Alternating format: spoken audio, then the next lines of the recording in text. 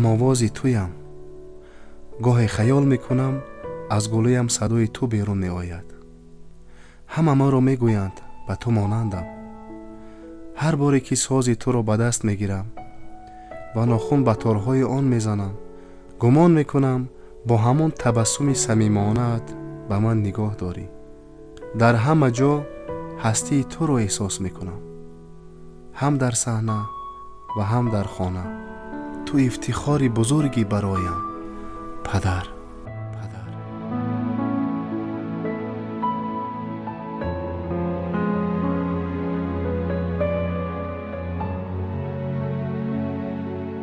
таронаҳоят ҳанӯз ҳам шӯру шавқу исьён мебахшад ба дилҳо. ҳоло ҳам пеши назар ҷаззобу пур аз нерӯву шӯху хандони падар. садои ту, сабки ту, маҳорати нотакрори ту бароям ифтихори беинтиҳост. дар мағзи ҷони ман муҳаббати ту наҳуфтааст, ки ҳамеша роҳнамову мададгори ман аст дар роҳи ҳунару зиндагӣ.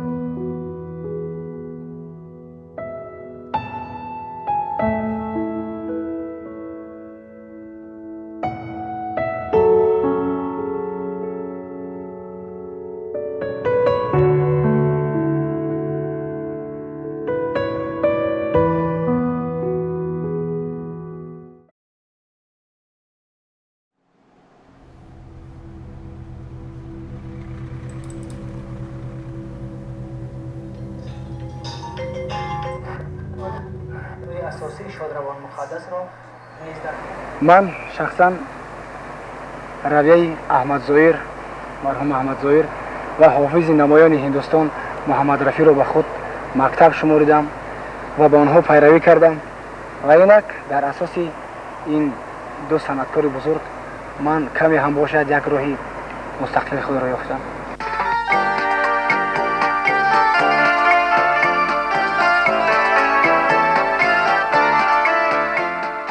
در آغاز شهرتش یک مخلص بسیار اشدی داشتند از سابق کافرنهان امروز وحدت. این جوان در همه کنسرت ها، در همه نمایشنامه ها با گل و گلدسته حاضر بود. ردکس را مکتوب باران میکرد، زنگ میزد و همیشه خواهش میکرد از کرامت الله سرود شنوانیم. و این مخلصی تا اندازه‌ای بود که حتی مثلا بعضی وقت شبه‌آور بود که این فناتیزم تا این درجه شدنش ممکن است یا نه. به هر صورت چند مدت گذشت، یک روز زنگ تلفنی شد برای ردکسیا و یک نفر خودش رو معرفی کرد، گفت من برادر فلان آدم هستم و خواهش میکنم که کمک کنید. گفتیم کمک به چه شکل است؟ گفت این یک همسایه دختر من فاتحه کرده است، یک سال زیاد میشد، هیچ نه که عروسی برپا شود، هم وقت تاخیر میگذارد، میگه که تو کرامت الله مهمان من نشود من توی برپا نمیکنم. و با همین دلیل ما کرامت الله را راضی کنیم که به مهمانی اون کس رویم. خب دو سه نفر با ماشین کرامت الله ما به اون دیه رسیدیم و برابر دروازه را که شدن تعجب کردیم. چند نفر دست آسین برزدگی، یک برزگاو رسمون در دستشون میخواهند که در پیش پای کرامت الله قربانی کنند. و البته کرامت الله بسیار پافشاری کرد و حتی بهانه گفت که اگر به این شکل مهمانداری کنید ما نمیستیم، برمیگردیم. خب به هر حال مهم نیست، اونا نمیدونن با گوسفند، با مور، با هر چیز دیگری عوض کردن. و مهم نکته اون است که همون شب تا دیر شب ما در خانه مهمان بودیم و تقریبا گوییم که کرامت الله برای یک نفر تا نیم شب آوازخوانی کرد برای همون مخلصش. شیدای قد و خال و خط و کشته یارم، اوی کشته یارم، در کوی بیم باده یکی مشتی غبارم، اوی مشتی غبارم، نه شاخی گلی تازه و نه شب چراغه تا شعله جهت آینه سنگی مزاره. یک زمان در شمال روسیه در شهر سورگوت بودم و یک جوان شناس شد با من و بسیار اصرار کرد که اونم به مهمانی وایراییم. گفت که اگر مهمانی بیاید، اگر من یک چیز جالب براتون نشان میدم. وقتی خانه اون کس مهمان شدیم، همین یک برنامه مؤلفی من که با کرامتلا بود همون پخش کرد و من در تعجب افتادم که مثلا این مهاجر مهنتی در یک گوشه سرد روسیه مثلا همراهش مثلا این ترانه‌های کرامتلا را دارد.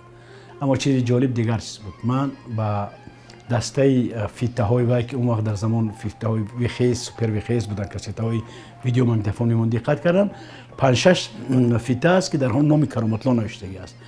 پرسیدم که چرا این خیل؟ گفت که همین برنامه است و 6 تا نسخه اون است.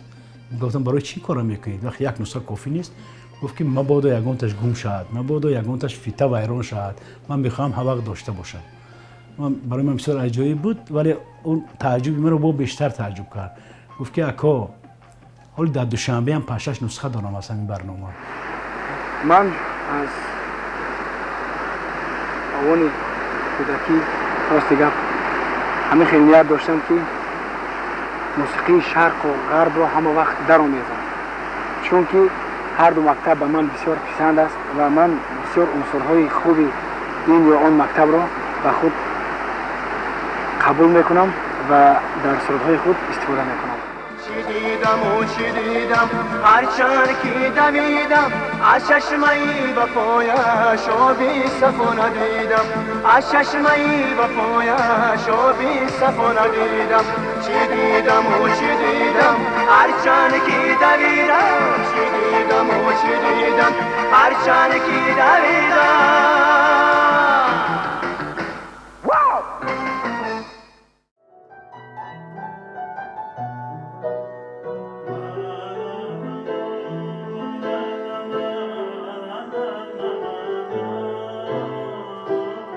از سالی که شادروان کرامتلا قربان به دانشگاه دولتی صنعتی به نام میرزا ترسوزاده داخل شدن، از همون سال ماشیناس شدیم و وقتی شادروان کرامتلا در کورس یکم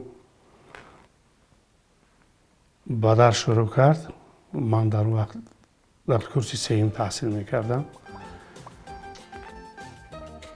و سال اول مراسم پختچینی بود. در همونجا یک برنامه کنسرتی از طرف تمام دانشجویان شد، با اکاردیون سرود آمد. اینقدر زیبا خوند که تمام دانشجوها کفکوبی کردن، تمام دانشجوها نزدشان رفتن و شناسایی پیدا کردن. بعد از همین ما یک عکس یک جا داریم. تنها شدم تنها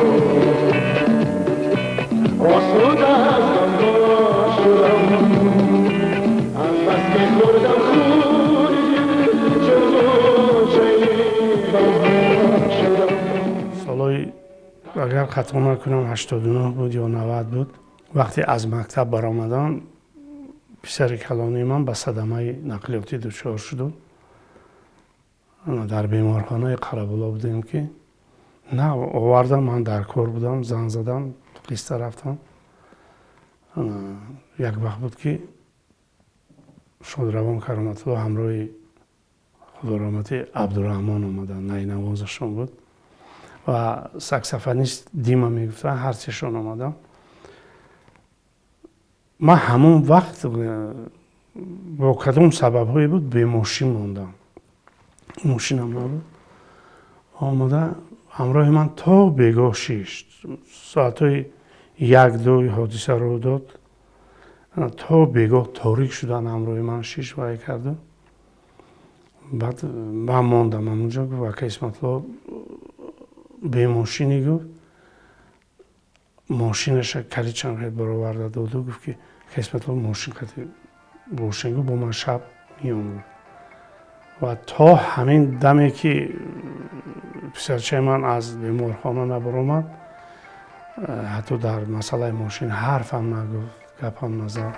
با دلی دریا نشینم تا دلم دریا شود، با دلی دریا نشینم تا دلم دریا شود.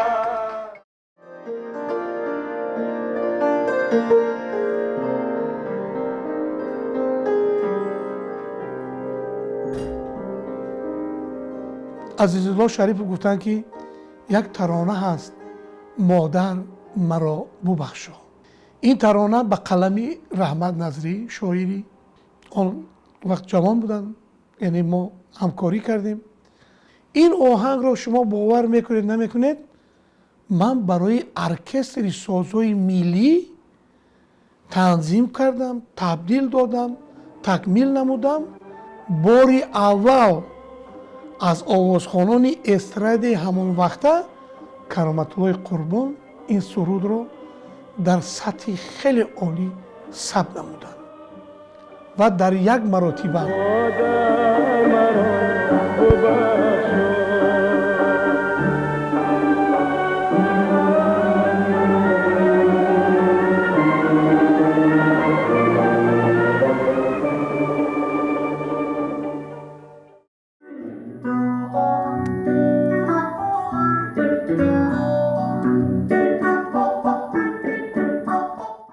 Некоторые люди говорили, что у Карумата сложный характер.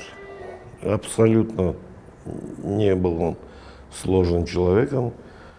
Он к музыке серьезно относился. С людьми очень хорошо, очень веселый был. В компании всегда внимательно все его слушали, потому что он был хороший артист. Подражал хорошо всех, вот он всегда веселил публику. Веселый был человек.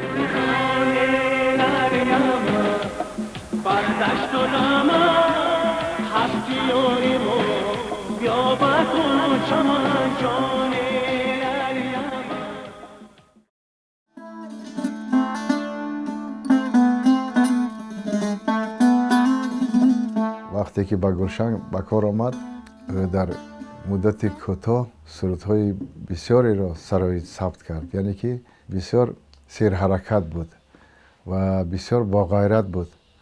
همیشه از پس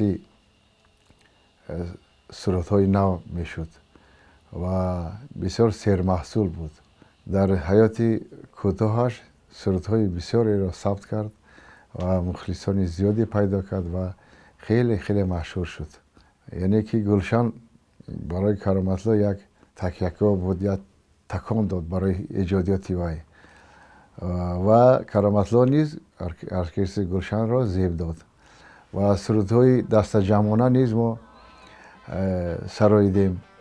سرودی سبزک لبیجو را ما یک جای سراییدیم، سرودی هادی لادیل را سراییدیم یک جای. سبزک لبیجو یارکی نبزک لبیجو، سبزک لبیجو یارکی نبزک لبیجو، دادر نشود سه برگه های لبیجو، دادر نشود سه برگه های لبیجو.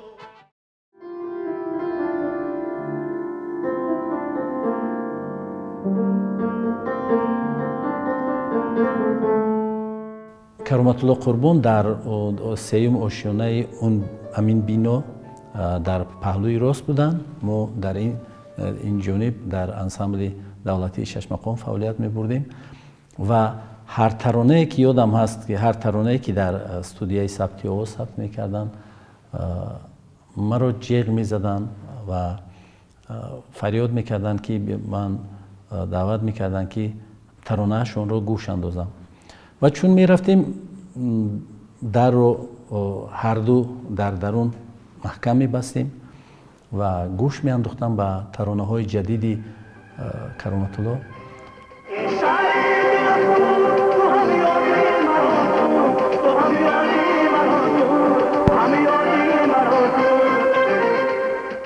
بعد از اتمام آهنگ از من پرسان می‌شدن که چگونه است این ترانه، چی کم بودی دارد، من باید چگونه می‌خواندم. من راستی همون حسیاتی که همون زمانی دوره جوانی و دوره که نه به کار آمده بودم اون رو افشا میکردم و میگفتم که در سطح خیلی عالی است، خیلی خوب است. اما در جواب، در پاسخ به اندیشه های من زود کرامت الله میگفت که نه، من باید این ترانه میسراییدم، من باید این ترانه رو، این شعر رو بود این گونه میسراییدم. من میخوام که ترانه های من جاویدانه باشد و دل مردم زود راه یابد.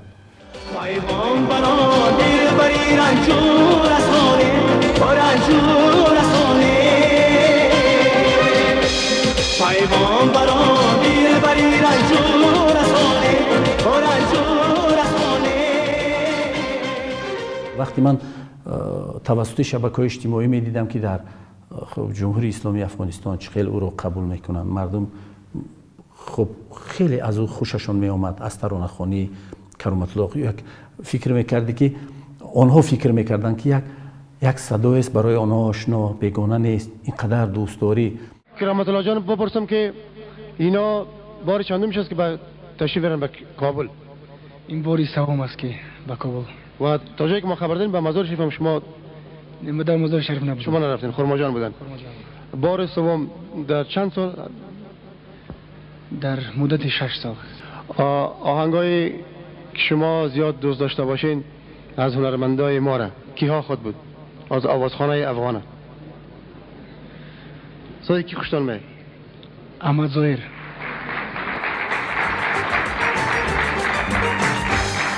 هیچ کس مانند من آواره نیست آواره، هیچ کس مانند من دل داده نیست دل داده، هیچ کس در عشق میاره چنین مو به مو جا به جا افتاده نیست افتاده. و وقتی میدیدم که در مکتب هند، فرض کردیم در هندوستان افسانوی ترانه میخوند، خودی مردم هند خب لذت میبردن و دست بالا میکردن و احسن میخوندن، آفرین میخوندن برای این ترانه سرای کرامت الله که چگونه به زبان آنها اینقدر شیوای و روان به زبان خود هندوها و یا خود ترانه های دری و یا تاجیکی رو اجرا میکرد.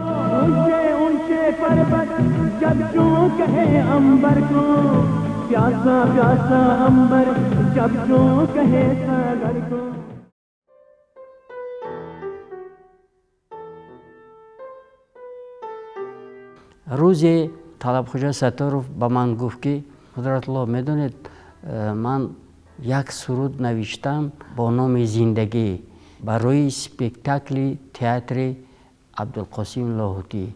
این سرود همچون سرود نه، همچون یک پارچه از سپکتاکل صدا میداد و حالتی شد که و کرامت الله رو دعوت کردیم این سرود، این پارچه رو از سپکتاکل خواندن و حالتی شد که کرامت الله قربان بسیار آدم فداکار بود، میگوید طلبخوجا. و یک روز حیران شدم، از رادیو از تلویزیون میشنوم که کرامت الله قربانوف همین سرود رو، همین سرودی من را طلبخوجا نقل کرده ایستاده است، خوانده ایستاده است.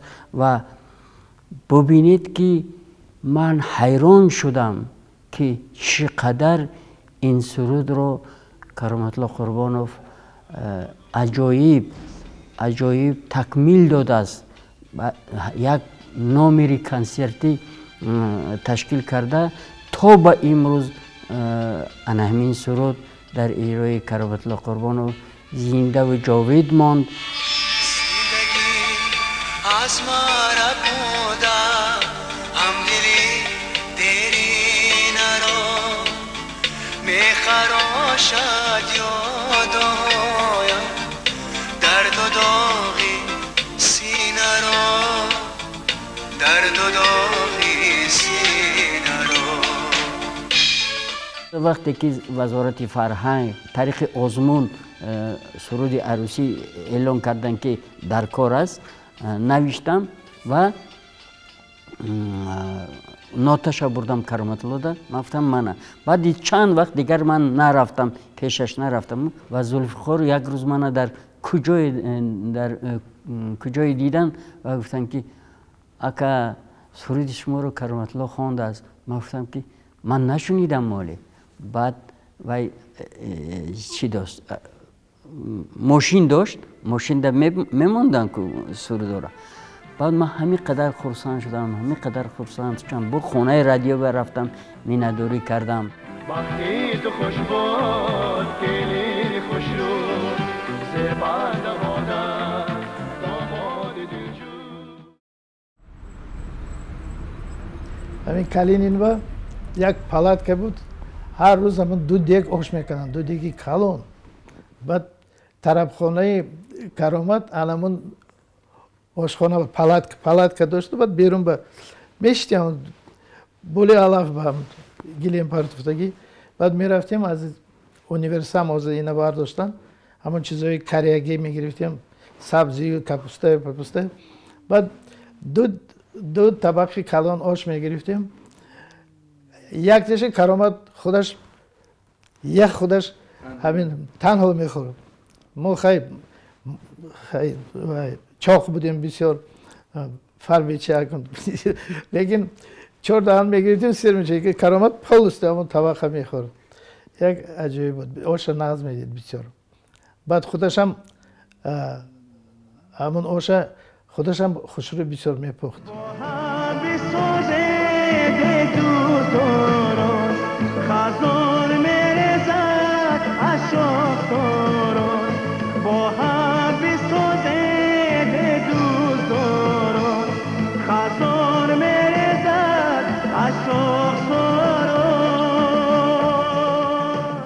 موسیقیچی همین از تاجیکو فقط تبلکچی بود. تبلکچی یا برابنج و اودارنی تاجیک بودن. رستم و اسمت. اما موسیقیچی همیشون اروپایی بودن. بعد بعضی چیزا خودش طلب میکرد که همون پارتی باید شرقی نوازد. برای من می نواختن کرامت گوش میکرد. بعد میگفت که اکا من به همین جوش معقول نیست، ممکن من نوازم همینم. بعد همین زلفی پریشونه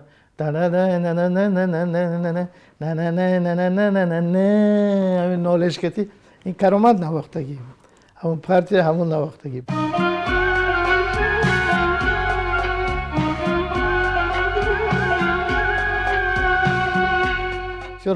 سبتوی من با اسباب نلاجینیش کرامت میکرد. ای ترکی کمان برو من بندای ابرویا. ای ترکی کمان برو من بندای ابرویا. ملکی همه دو چیز ندهم با یکی ملکی همه دو چیز ندهم با یکی مویا. گفتی که بدی سو غمنو چی میگردی. گفتی که بدی سو غمنو چی میگردی.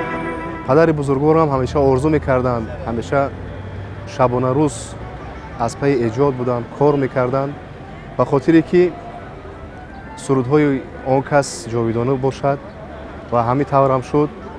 همیشه آرزو میکردند که به مانند استادانشان، آن استادانی که پیروی میکردند به محمد رفیع هندوستانی، حافظ مشهور هندوستان، به مانند شادروان احمد ظاهری بزرگوار،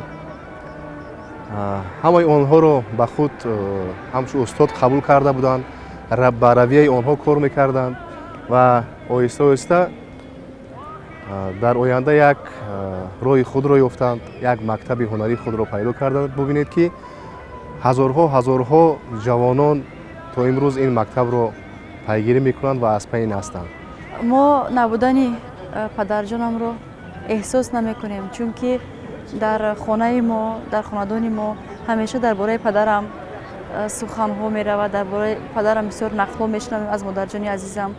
صدای آن کس ما را هیچگاه ترک نمی‌کند و در زندگی، در ایدئال ما هستند. ما همیشه پدرجانی بزرگ را پیروی می‌کنیم. هرچند که چهره پدر رو рӯшан дар ёд надошта бошам ҳам, аммо вале яъне ки аз таронаҳояш, аз истеъдодаш, аз ҳунари волояш ӯро хуб дар ёд дорам.